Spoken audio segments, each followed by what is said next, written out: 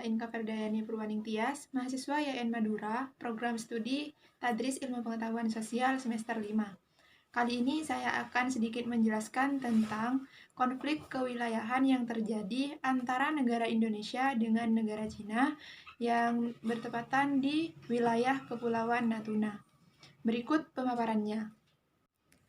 Indonesia sebagai negara kepulauan, perairannya berbatasan langsung dengan 10 negara, yaitu India, Thailand, Malaysia, Singapura, Vietnam, Filipina, Papua Nugini, Palau, Timor Leste, dan Australia.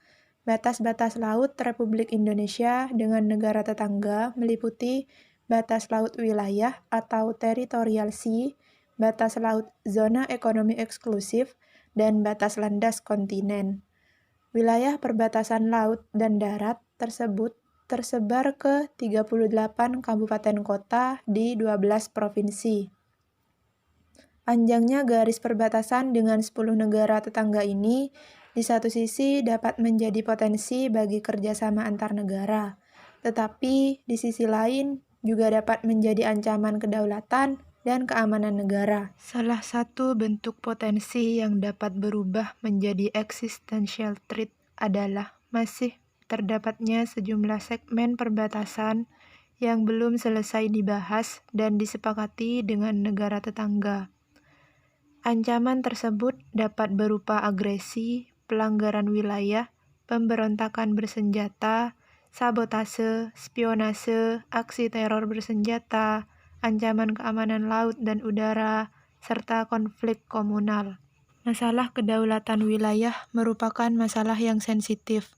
Tidak ada negara yang rela kehilangan sejengkal wilayahnya. Karena itu, masalah perbatasan tidak dapat didiamkan. Masalah perbatasan berpotensi besar menimbulkan konflik. Hal ini sebisa mungkin harus dihilangkan dengan menyelesaikan sengketa perbatasan. Hilangnya sengketa perbatasan membuat kedaulatan lebih terjamin, seperti kasus yang sempat terjadi di salah satu wilayah Indonesia, yaitu di Kepulauan Natuna lebih tepatnya. Dalam kasus Natuna, yang diklaim secara sepihak oleh pemerintah Cina mengindikasikan bahwa kekuatan dan pertahanan nasional dalam hal kedaulatan negara masih memiliki kekurangan dan celah yang bisa dimanfaatkan oleh negara lain. Di sisi lain, pemerintah Cina juga terlalu percaya diri dengan pengklaiman yang mereka lakukan atas wilayah Natuna. Dimasukkannya wilayah Natuna ke dalam zona ekonomi eksklusif Cina memberikan masalah baru kepada Indonesia, meskipun kasus ini sudah lama bergulit. Kasus ini semakin membuat pemerintah Indonesia geram, yakni dengan adanya kapal Cina yang berlabuh dan memasuki wilayah Indonesia tanpa izin. Secara beberapa kasus, pencurian ikan yang dilakukan negara ini di atas perairan wilayah Indonesia. Kasus yang berawal pada tahun 2009 ini menurut versi Cina. Mereka memasukkan wilayah Natuna ke dalam peta wilayah mereka didasarkan pada 9 titik garis atau yang dikenal dengan istilah Nine Dash Line yang selama ini diklaim Tiongkok dan menandakan perbatasan maritimnya. Namun, dari 9 titik garis ini, Indonesia tidak mengakuinya karena menurut Indonesia, hal itu tidak memiliki dasar hukum internasional apapun. 9 titik imajiner itu sendiri merupakan salah satu penyebab munculnya konflik di wilayah Laut Cina Selatan. Klaim ini memancing emosi sejumlah negara yang turut mengklaim memiliki hak di wilayah yang jadi jalur perdagangan dunia. Usut punya usut, klaim yang bikin repot 6 negara ini dipicu kebijakan pemerintah Partai Kuomintang atau yang dikenal dengan negara Taiwan. Mazhab politik Kuomintang menafsirkan wilayah Cina mencapai 90% Laut Cina Selatan. Untuk memahami kebijakan maritim Cina, perlu kita pahami terlebih dahulu apa itu istilah Nine Dash Line tersebut atau 9 garis terputus-putus. ini sebenarnya tidak dibuat oleh pemerintah Cina yang sekarang, melainkan telah ada sejak tahun 1947, ketika pemerintahan Kuomintang berkuasa di daratan Cina, yang mengklaim wilayah teritorial yang mencakup hampir seluruh kawasan Laut Cina Selatan.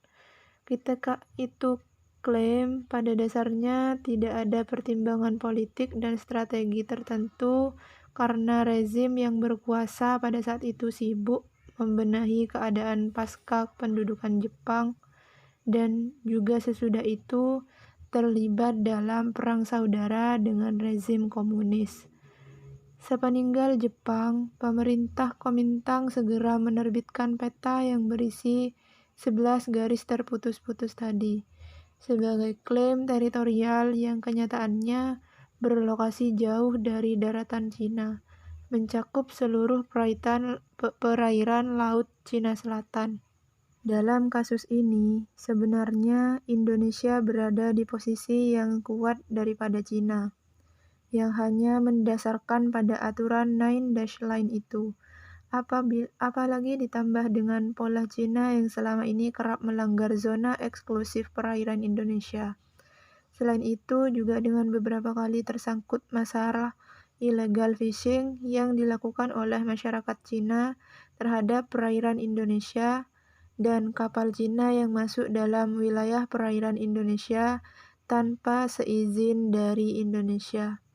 Dan tindakan ini jelas melanggar Undang-Undang Zona Ekonomi Eksklusif Nomor 5 Tahun 1983. Khususnya dalam pasal 7. Dalam pasal ini dijelaskan bahwa barang siapa melakukan kegiatan di perairan wilayah Indonesia harus mendapatkan persetujuan dari pemerintah Indonesia. Dengan adanya tindakan Cina yang melakukan illegal fishing, kasus ini masih berhubungan dengan pengklaiman Natuna.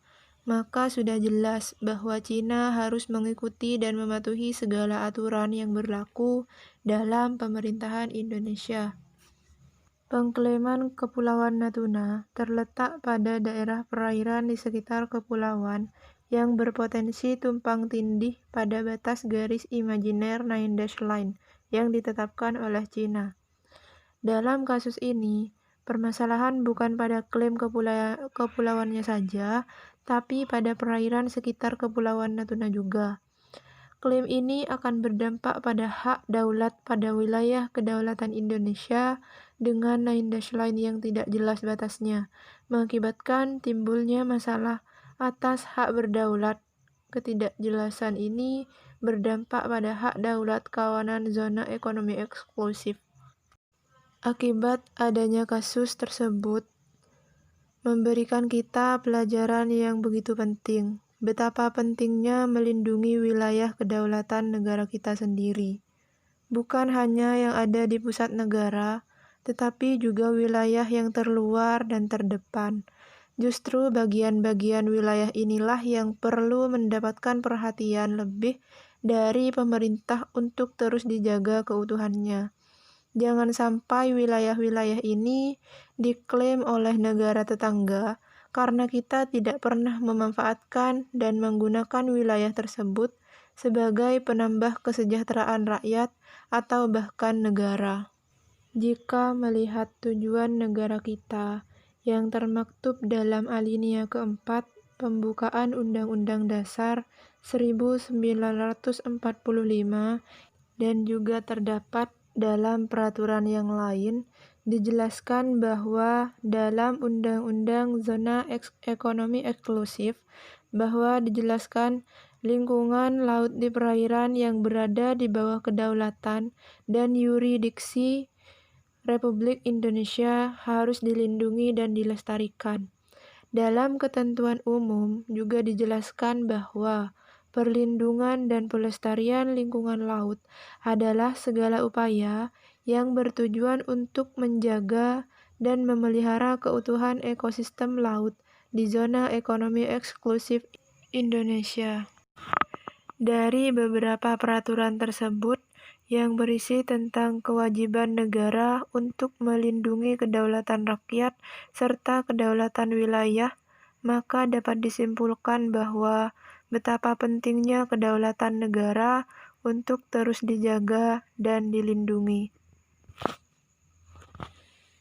Itulah konflik kewilayahan yang terjadi antara Indonesia dengan Cina di Kepulauan Natuna. Mungkin hanya ini yang dapat saya sampaikan, kurang lebihnya mohon maaf. Wassalamualaikum warahmatullahi wabarakatuh. Sorry girl, I gotta go. Yeah, you know this ain't the old me. Try to keep it on the low.